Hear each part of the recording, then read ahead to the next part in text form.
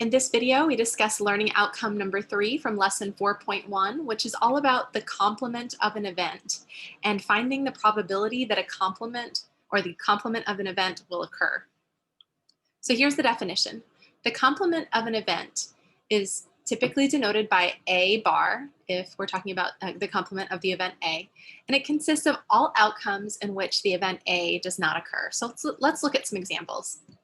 If event A is that it will rain today, the complement of A is the event in which it does not rain today.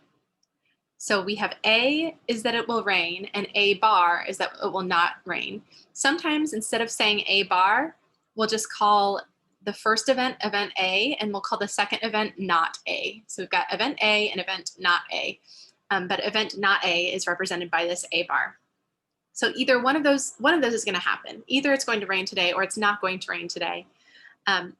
And those are complements of each other. So let's say we said that the probability of A was 0.7, and we were trying to interpret that and make sure that we really understand what that means. If I want to interpret that, I have to move that decimal over twice. And so I'll take that 0.7 and I'll multiply by 100%.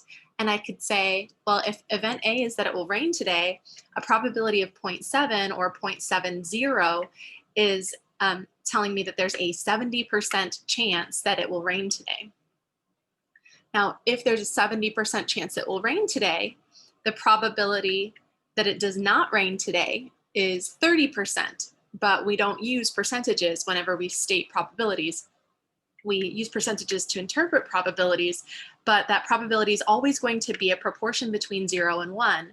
So if I want to find the probability that it does not rain today, and I know that the probability that it will rain is 0.7, all I have to do is subtract that 0.7 from 1.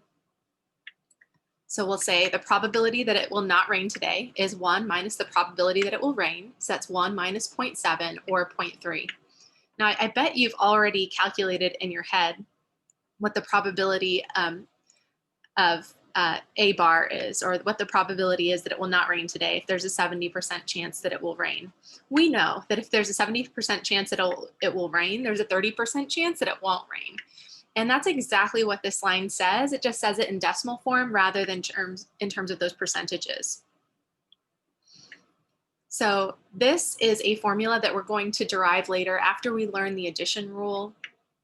We will be able to infer this fact, but I think it just makes intuitive sense to everyone that if you're talking about two events, A and the complement of A, so you're saying either A occurs or A doesn't occur.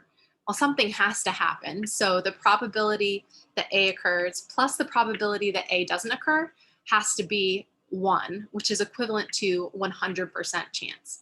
So there's like 100% chance that one of these is going to happen, and they share that 100%. Part of that goes to the probability that A will occur, and the other part of that goes to the probability that A won't occur. But then we write the answer in decimal form rather than in terms of those percentages. So let's look at this example. It says 1,010 adults in the United States were surveyed, and 202 of them were smokers. Estimate the probability that a randomly selected adult is a smoker. Then estimate the probability that a randomly selected adult is not a smoker. I think we can all say we agree with this top one. We're using survey data to estimate that probability, so we're using that relative frequency approach again. If I want the probability that a randomly selected adult is a smoker, I can approximate that by the number of smokers in the sample divided by the total number of adults in the survey. So we've got 202 out of 1,010, and that's 0.2. So that means that there is a 20% chance that that randomly selected adult is a smoker based on sample data that we're using to approximate the total population.